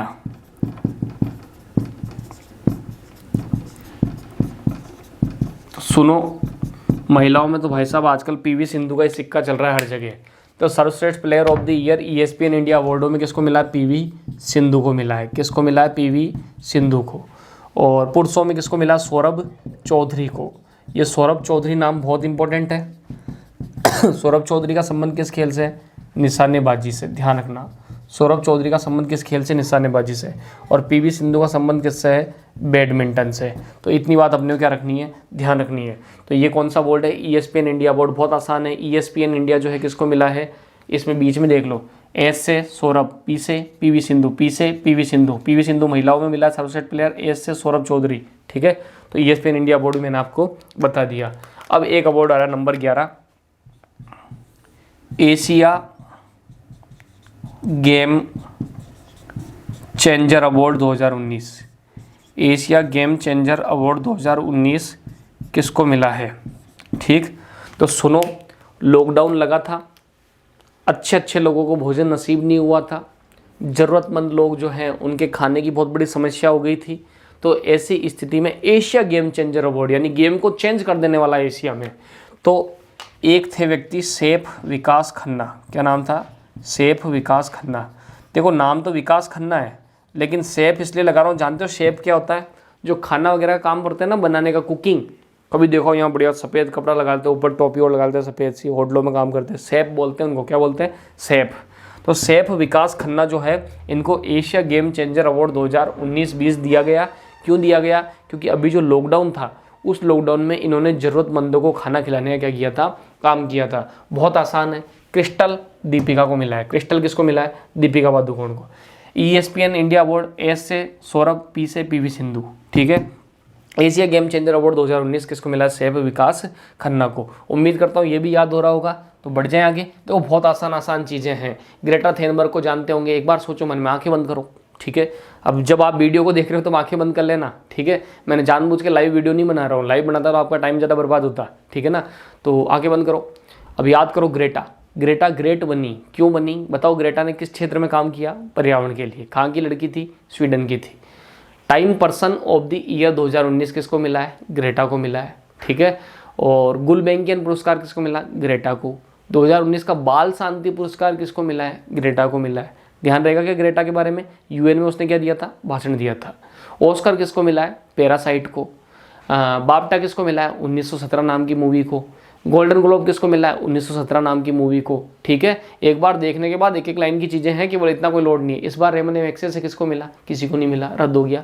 रेमन मैग्सेसे से पुरस्कार मिलता भारत में अभी पिछले साल किसको मिला था? रवीश कुमार को। इतनी बात ध्यान रहेगी ना आपको। टाइलर पुरस्कार किसका होता है? पर्यावरण का। मैंने कहा पर्यावरण के लिए आपको डेली क्या खानी चाहिए? पवन खानी चाहिए, हवा खानी चाहिए। तो पवन और डेली नाम का जो व्यक्ति है, उन दोनों को टाइलर क्या मिला? पुरस्कार मिला। तो बहुत आसान सी चीज़ें, कोई दिक्कत की बात नहीं है। तो बढ़ जाते हैं अपन आगे। तो ये आप इसका क्या लो? स्क्रीनशॉट। फिर अपन आगे बढ़ते हैं। तो ले लिया होगा स्क्रीनशॉट, तो बढ़ जाएं आगे। ठीक है, तो अब सुनना, मिटा दूँ इस बात को। बहुत आसान है। Crystal award Deepika Padukone, ESPN India award Saurabh Chaudhary, PV Sindhu, इनको सबसे प्लेयर ऑफ द ईयर चुना गया। एशिया गेम चेंजर अवार्ड किसको चुना गया? सैफ विकास खन्ना को। हाँ, तो देखो सौरभ चौधरी का संबंध किससे? निशानेबाजी से। पीवी सिंधु का बैडमिंटन से। इतनी बात हो गई ना अपनी क्लियर? ठीक है, तो ये अपने कितने अवार्ड हो गए? लगभग 11 हो गए। तो इस वीडियो में महत्वपूर्ण टॉपिक कवर चल रहे हैं। अब देखो, ये हो गए 11। अब सुनो, और अगला जो 12वें नंबर का है। ठीक, इतनी बात हो गई ना। अब देखो अगला अवार्ड आ रहा है फ्लोरेंस नाइटिंगेल। फ्लोरेंस नाइटिंगेल पुरस्कार 2019। फ्लोरेंस नाइटिंगेल पुरस्कार 2019। ठीक, अब सुनो, ये फ्लोरेंस नाइटिंगेल कौन थी? ध्यान रखना, ये विश्व में सबसे फेमस एक नर्स थी। क्या थी ये?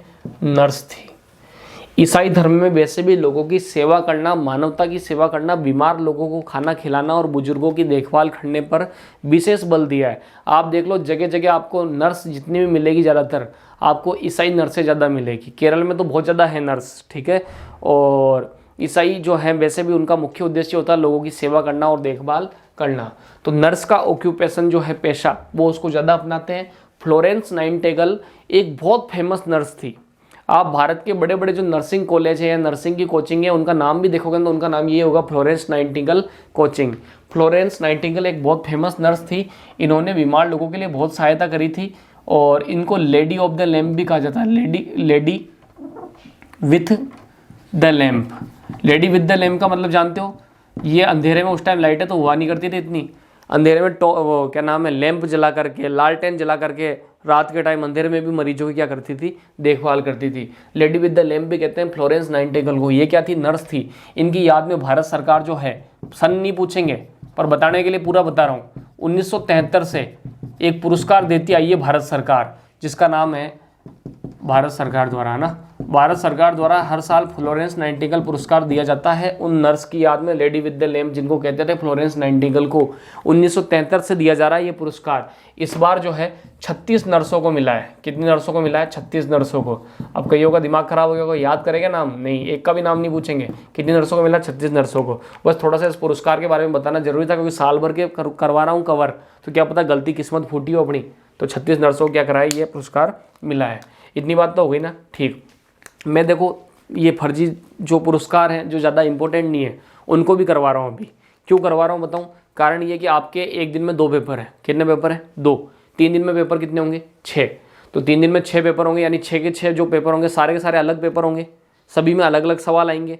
तो करंट के सब में अगर 8 सवाल एक पेपर के मानो आप, तो 6 पेपर के कितने हो गए, लगभग 50 सवाल हो गए। तो 50 सवाल करंट के आना अपने आप में एक बहुत बड़ी बात है। अगर आप सबका एक ही पेपर होता तो करंट के 8 सवाल आते, तो वो तो इंपॉर्टेंट में से छाड़ते। लेकिन जब इतने सारे पेपर होंगे तो सवाल भी अलग अलग छाड़ सकेंगे। तो पुरस्कार और सम्मान को भी डीप में पढ़ना क्या है, जरूरी है। तो 36 नर्सों को ये पुरस्कार मिला है, ठीक है। और एक सवाल इसी के साथ याद रख लो, WHO को जानते हो, विश्व स्वास्थ्य संगठन जिसको बोलते हैं हम, वर्ल्ड हेल्थ ऑर्गेनाइजेशन, ठीक है, जेनेवा वाला, ठीक है ना, विश्व स्वास्थ्य संगठन। मैंने इसके बारे में बताया था आपको, वीडियो चर्चित व्यक्तित्व जो पढ़ाए थे तब पढ़ाया था, ध्यान रखना, देख लेना सारे वीडियो, ठीक है। WHO ने 2020 को नर्स वे मिडवाइफ ईयर घोषित किया। नर्स वे मिडवाइफ ईयर घोषित किया। कौन सा ईयर घोषित किया, नर्स वे मिडवाइफ ईयर घोषित किया। तो ध्यान रखना, WHO के अनुसार ये जो वर्ष है कौन सा, 2020 कौन सा है, नर्स का ईयर है। नर्स व मिडवाइफ का क्या है, ये ईयर है। तो क्या इतनी बात ध्यान रहेगी, ध्यान रहेगी। आपने अगर भारत के क्या कहते हैं वायसराय, गवर्नर जनरल ये पढ़े हों, तो वहाँ पर एक आता है लॉर्ड रिपन। कभी नाम सुना लॉर्ड रिपन, ठीक है। लॉर्ड रिपन जो है उनको अच्छा गवर्नर जनरल या अच्छा वायसराय माना जाता है। भारत के लोगों को थोड़ा बहुत सपोर्ट किया था लॉर्ड रिपन ने। तो लॉर्ड रिपन को सज्जन रिपन या भला रिपन भी कहा जाता है। उसकी उपाधि थी भला रिपन। भला रिपन इसने कहा था फ्लोरेंस नाइटिंगेल ने, भारतीयों का उद्धारक भी कहा था। ये नर्स हैं, लेडी विद द लैम्प बोलते हैं। इनकी याद में 36 नर्सों को इस बार पुरस्कार दिया गया है। WHO ने 2020 को नर्स और मिडवाइफ का ईयर क्या किया है, घोषित किया है। इसी के साथ अब 13वें नंबर का पुरस्कार मैं आपको करवा देता हूँ। अब एक पुरस्कार आ रहा है 13वें नंबर का। पुरस्कार का नाम है राजा राम मोहन राय पुरस्कार।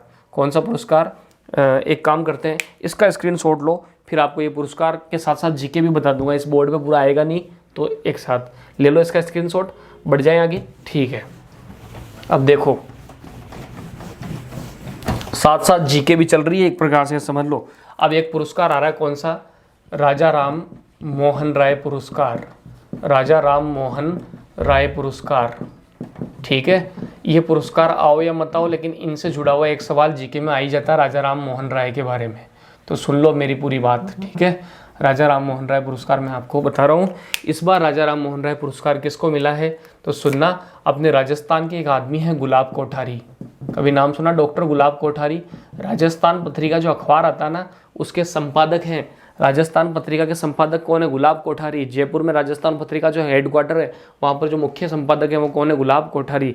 तो राजस्थान पत्रिका का आप रोज अखबार पढ़ोगे ना, अखबार में देख लेना इनका नाम आता रहता है गुलाब कोठारी। तो ध्यान रखना, गुलाब कोठारी कौन है, राजस्थान पत्रिका के संपादक।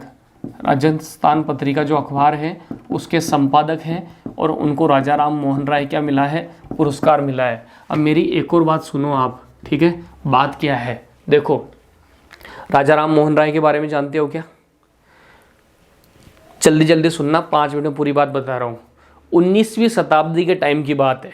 कब की बात है, 19वीं शताब्दी के टाइम की बात है। उस टाइम भारत के अंदर जातिवाद बहुत ज़्यादा था।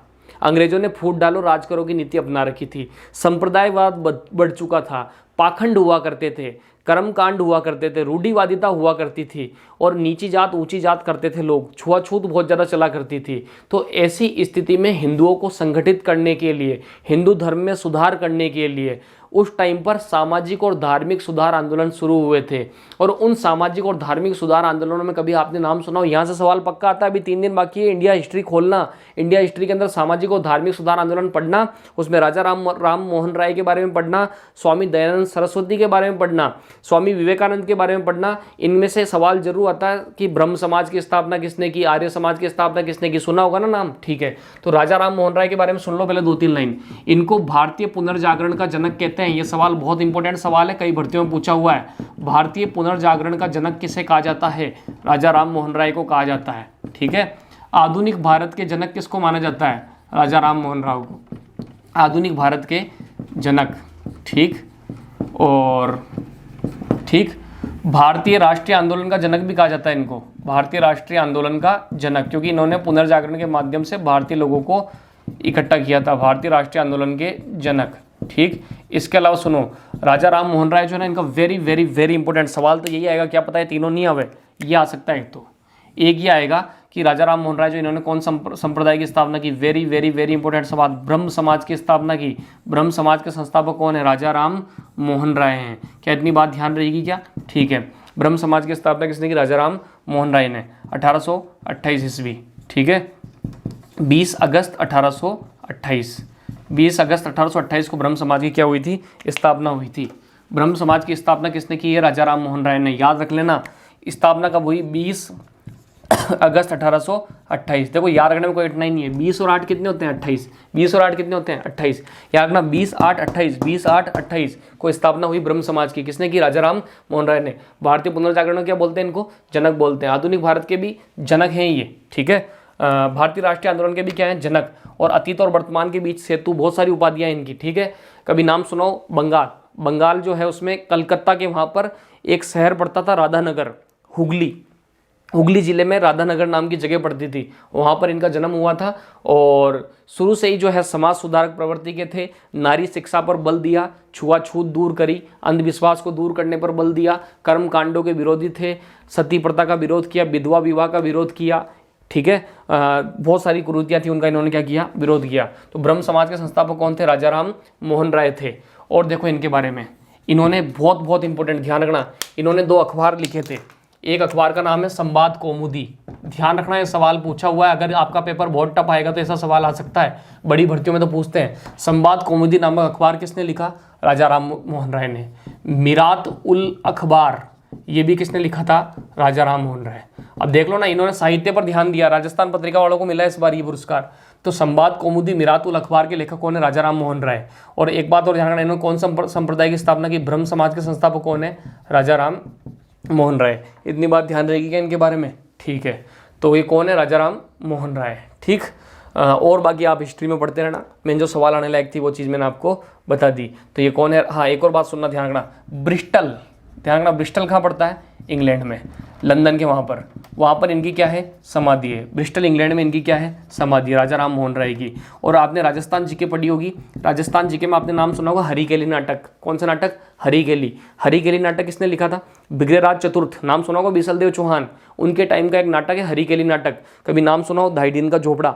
अपने अजमेर में जो 2.5 दिन का झोपड़ा है ना, वहाँ पर कहते हैं कि हरिकेली नाटक की कुछ लाइनें आज भी लिखी है, हालांकि अपने को नहीं मिली, लेकिन वो इतिहासकारों को मिली थी।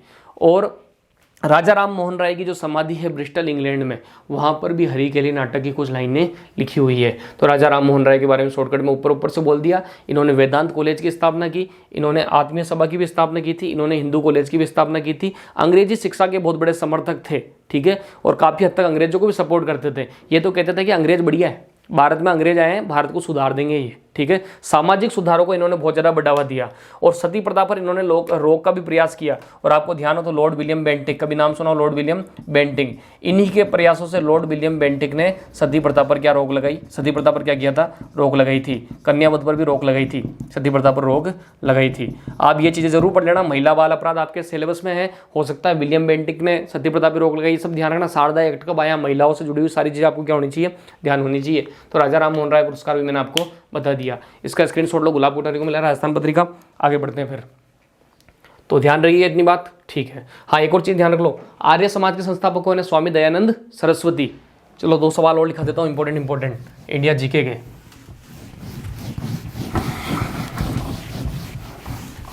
अब देखो फटाफट, आर्य समाज के संस्थापक कौन है? ये सवाल बार बार आता है, स्वामी दयानंद सरस्वती।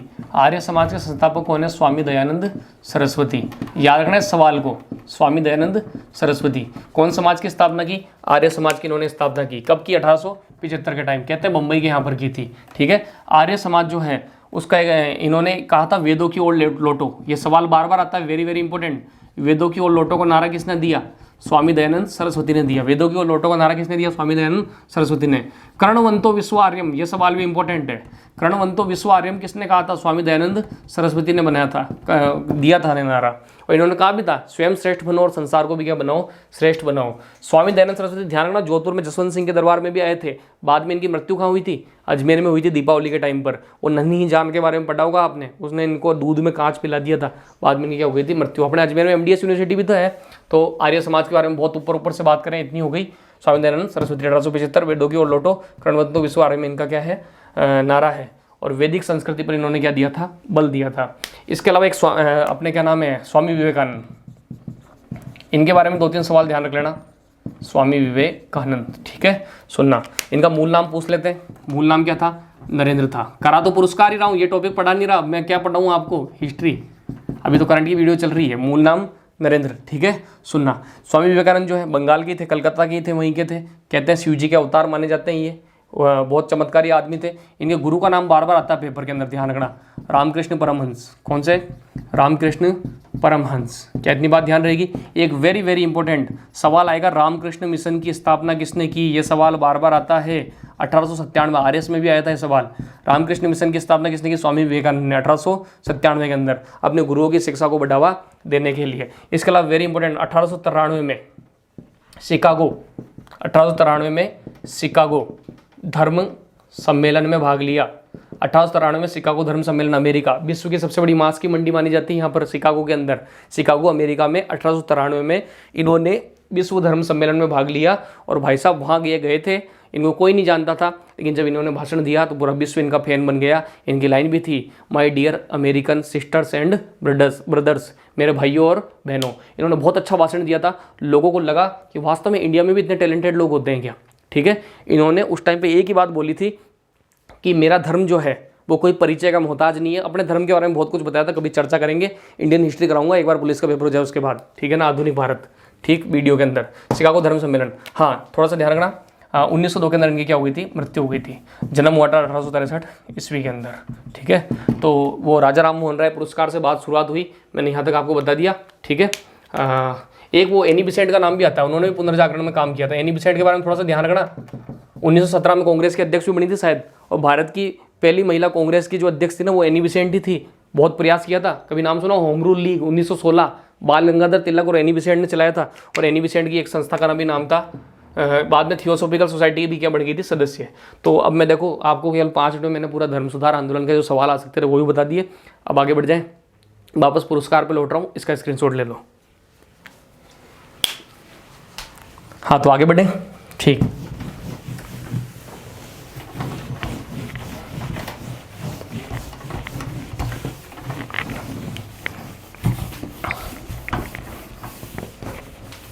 हाँ अब एक सवाल, लगभग 13वां पुरस्कार है, ठीक।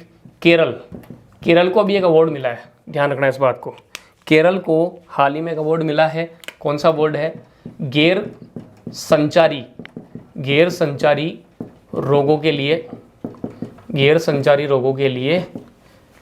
बेस्ट राज्य का अवार्ड किसके द्वारा? संयुक्त राष्ट्र संघ द्वारा, ठीक।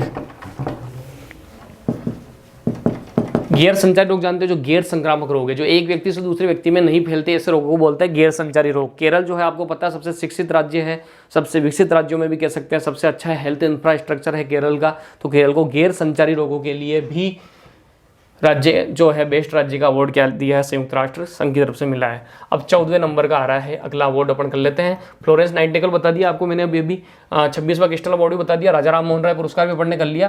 अब अपन एक कर लेते हैं Italian golden sand artist award, Italian golden sand artist award 2020। सुनो, सैंड आर्टिस्ट का मतलब जानते हो, रेत के अंदर आपको पता है आजकल मिट्टी से बहुत अच्छी अच्छी डिजाइनें बना देते हैं। आपने पुष्कर गएगा कभी? पुष्कर का मेला इस बार तो नहीं हो रहा, बाकी वहाँ पर एक सैंड आर्टिस्ट है अजय रावत, नाम सुना होगा, उनको धोरो का जादूगर भी कहते हैं आजकल, धोरो का जादूगर अजय रावत। खूब मिट्टी में अच्छी अच्छी डिजाइनें बनाते हैं वो, अच्छे अच्छे कलाकृतियाँ बना करके एक अच्छा मैसेज देने का प्रयास करते हैं। तो पूरे भारत में फेमस है एक सुदर्शन पटनायक, एक व्यक्ति हैं भारत में जिनका नाम है सुदर्शन पटनायक। उन सुदर्शन पटनायक जो हैं ओडिशा के हैं, ये काफ़ी अच्छी कलाकृति बनाते हैं। उनको इटालियन सैंड आर्टिस्ट अवार्ड जो है उससे नवाजा गया सुदर्शन पटनायक को। बहुत अच्छी आकृतियाँ ये बनाते हैं। अब एक अवार्ड और मैं कराता हूँ आपको, मदर टेरेसा मेमोरियल अवार्ड। कौन सा award? Mother Teresa memorial award. Mother Teresa को तो जानते ही होंगे, ठीक है ना, एग्नेस बोजाजियो, ठीक है। मदर टेरेसा जो थी ईसाई धर्म से जुड़ी हुई थी, उनको संत का दर्जा भी प्राप्त है। मिशन रीच के लिए उन्होंने बहुत कार्य किया और नर्स का भी कार्य किया, उन्होंने मरीजों की देखभाल किया करती थी। और मदर टेरेसा जो है उनको भारत रत्न से भी नवाजा गया था, नोबल भी मिला हुआ है उनको, मदर टेरेसा मेमोरियल अवार्ड। हर बार मदर टेरेसा की याद में भारत में एक अवार्ड मिलता है, इसका नाम है मदर टेरेसा मेमोरियल अवार्ड। किसको मिला है? कैलाश सत्यार्थी। क्या नाम है? कैलाश सत्यार्थी। और एक नाम है अजीत सिंह। क्या नाम है? अजीत सिंह। कैलाश सत्यार्थी को आपको ध्यान हो शायद 2014 के टाइम पर शांति का नोबेल भी मिला था, मलाला यूसुफजई जो पाकिस्तान की लड़की थी उसके साथ मिला था। और ये जो कैलाश सत्यार्थी है ना, इन्होंने बचपन बचाओ आंदोलन भी चलाया था, ध्यान रखना, बचपन बचाओ, बाल श्रम को रोकने का काफ़ी प्रयास किया था इन्होंने। कैलाश सत्यार्थी। एक अजीत सिंह है, इन्होंने यौन शोषण या जो वुमन हैरेसमेंट होता है, आपको पता है कार्यस्थल पर यौन उत्पीड़न और भी कई चीज़ें, उन सबको रोकने के लिए भी क्या किया? प्रयास किया। इसका स्क्रीनशॉट लो। हाँ दोस्तों, ले लिया होगा स्क्रीनशॉट। बढ़ जाए आगे। खूब सारे पुरस्कार हो गए, लगभग कितने 16-17 हो गए क्या? अब देखो फिर अभी 17वां नंबर मान लो, और क्या। मैं नंबर चूक चुका हूँ, ये मत समझना कि 2-4 पुरस्कार हमारे छूट तो नहीं गए बीच में, इनमें नंबर लगाने की मेरी आदत है। अब 17वें नंबर का है, 14वें नंबर का, जितने का भी आप मान लेना आपके हिसाब से। एक वेरी इंपॉर्टेंट अवार्ड आ रहा है, पीसी महालनोबिस पुरस्कार। पीसी महालनोबिस पुरस्कार। पीसी महालनोबिस पुरस्कार। पीसी महालनोबिस पुरस्कार। तो सुनो अब इस पुरस्कार के बारे में, ठीक। तो देखो ये क्या है पीसी महालनोबिस पुरस्कार। कभी नाम सुना हो PC Mahalanobis? Very important. PC Mahalanobis कौन थे? यहाँ से सवाल आपके अर्थव्यवस्था में आते हैं, यहाँ से सवाल ध्यान रखना। पीसी महालनोबिस अर्थशास्त्री थे। पीसी महालनोबिस कौन थे? अर्थशास्त्री थे, ध्यान रखना, अर्थशास्त्री थे और सांख्यिकी से जुड़ा कार्य था इनका, सांख्यिकी से जुड़े थे। सांख्यिकी जानते हो क्या? स्टैटिस्टिक्स, ये जितना भी डाटा आता है ना, कितना अपनी जीडीपी रही है जीडीपी में कितना उछाल आया है, ठीक। किसी भी क्षेत्र के कोई ग्राफ बना रहे हैं, उसके आंकड़े तैयार कर रहे हैं, उनकी बारंबारता, ये माध्यिका, ये सब सांख्यिकी से जुड़ी हुई चीजें हैं, ठीक है। सुनना, वेरी इंपॉर्टेंट। दूसरी पंचवर्षीय योजना, दूसरी पंचवर्षीय योजना जो चली थी ना अपनी, दूसरी पंचवर्षीय योजना का मॉडल किसने तैयार किया था? सवाल आता है पेपर में। दूसरी पंचवर्षीय योजना का मॉडल पीसी महालनोबिस ने तैयार किया था। किसने तैयार किया था? पीसी महालनोबिस ने तैयार किया था। दूसरी पंचवर्षीय योजना का मॉडल जो है किसने तैयार किया था? पीसी महालनोबिस ने। पीसी महालनोबिस अर्थशास्त्री भी थे और सांख्यिकी से भी जुड़े थे। और वेरी इंपॉर्टेंट, प्रतिवर्ष 29 जून को इनका जन्मदिन आता है, ध्यान रखना। प्रतिवर्ष 29 जून को भारतीय सांख्यिकी दिवस मनाया जाता है। कौन सा दिवस मनाया जाता है? भारतीय सांख्यिकी दिवस मनाया जाता है। ध्यान रखना इस सवाल को, वेरी इंपॉर्टेंट है।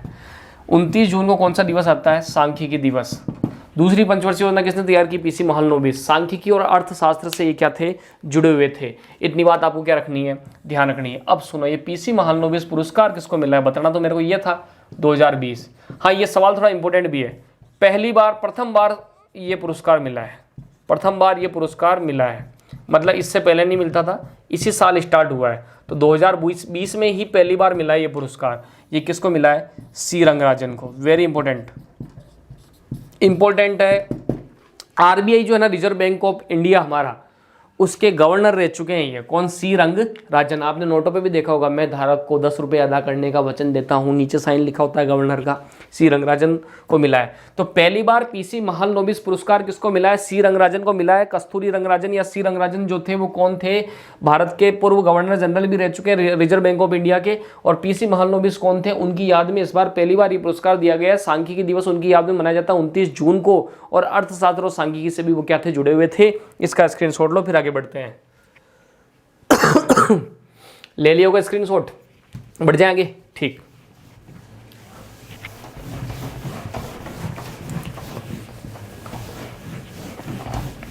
ये हो गया आपका पीसी महालनोबिस पुरस्कार। ठीक है, लगभग 18वें नंबर का पुरस्कार होगा। अब ये पुरस्कार आ रहा है ओम प्रकाश भसीन पुरस्कार। ओम प्रकाश भसीन पुरस्कार, जिनको मैं वेरी इंपॉर्टेंट कह रहा हूं उनको तो घोंटी लेना आप, है ना। ओम प्रकाश भसीन पुरस्कार, ठीक है। ये किसको मिला है? एक आदमी है, ये इतना इंपॉर्टेंट पुरस्कार नहीं है, एक रीडिंग मार जाना बस, है ना। असद उल्ला खान। किसको मिला है? असद उल्ला खान को मिला है ओम प्रकाश भसीन पुरस्कार 2019। इन्होंने क्या किया? मानवता से जुड़े हुए काम किए, सामाजिक क्षेत्र में आकर के लोगों के उत्थान क्या किया? काम किया। कौन सा पुरस्कार है? ओम प्रकाश भसीन पुरस्कार 2019। अब नंबर 19 आ रहा है नेल्सन मंडेला प्राइज 2020। कभी नाम सुना क्या नेल्सन मंडेला का? दक्षिण अफ्रीका के राष्ट्रपिता कहा जाता है, गांधी जी के दोस्त थे और इन्होंने भी काले थे एकदम ये, ठीक। हाँ, बापू के साथ मिलकर के रंग भेद के विरोध में इन्होंने आंदोलन किया था। बापू मतलब गांधी जी, गांधी जी के साथ मिलकर के रंग भेद के विरोध में इन्होंने क्या किया? आंदोलन किया।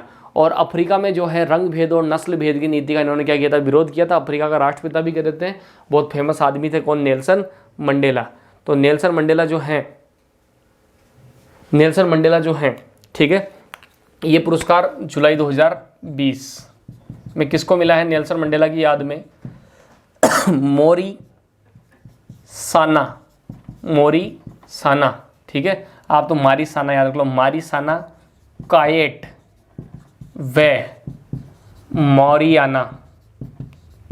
मोरियाना वर्दिनोइसिस। इतना डेंजर नाम है, पहली बात तो सवाल आएगा ही नहीं, ठीक। लेकिन फिर भी पुरस्कार तो इंपॉर्टेंट, नेल्सन मंडेला प्राइज। दो नाम आसानी से आप याद कर सकते हो, मारी साना मारियाना। यार जगह मारी साना मारियाना। किसको मिला है? Nelson Mandela prize. इन दोनों को मिला है, ठीक है। इतनी स्पीड में चलते मैं ही उल्टे बोलने लग गया अब, ठीक है। अब थक गए होंगे कई लोग, हैं क्या नाम है, एक घंटे से ऊपर तो लगे होगा वीडियो, ठीक है ना। तो एक काम करूँ, फिर एक दो और बता देता हूँ, 2-4 मिनट लगेंगे, फटाफट सुनो। अब एक पुरस्कार आ रहा है राष्ट्रमंडल लघु कथा पुरस्कार। राष्ट्रमंडल लघु कथा पुरस्कार। लघु कथा जानते हो? छोटी छोटी कहानियाँ। राष्ट्रमंडल जानते हो क्या? जो देश कभी ना कभी इंग्लैंड के अंग्रेजों के गुलाम रहे उनको बोलते हैं राष्ट्रमंडल। राष्ट्रमंडल लघु कथा पुरस्कार किसको मिला है? कृतिका पांडे को। किसको मिला है? कृतिका पांडे को। अब सुनो मेरी बात, बाकी थोड़े बहुत पुरस्कार तो बच गए, अभी भी देख लो, इतना फास्ट पढ़ाने के बावजूद। अगले वीडियो में पुरस्कार खत्म कर दूंगा, 15-20 मिनट का काम है, पुरस्कार खत्म हो जाएंगे अगले वीडियो में, ठीक है। उसके अलावा आपके खेल चालू हो जाएंगे और आपके पुलिस के पेपर से पहले पूरे साल भर के खेल का बता दूंगा। और खेल का तो आपको भी पता है कितना इंपॉर्टेंट टॉपिक है। पुरस्कार, सम्मान, खेल, चर्चित व्यक्तित्व, यूट्यूब पर देख लेना, अच्छे लोगों ने नहीं कराए इनको करंट के अंदर, क्योंकि यही तो है असली करंट के सबसे टॉपिक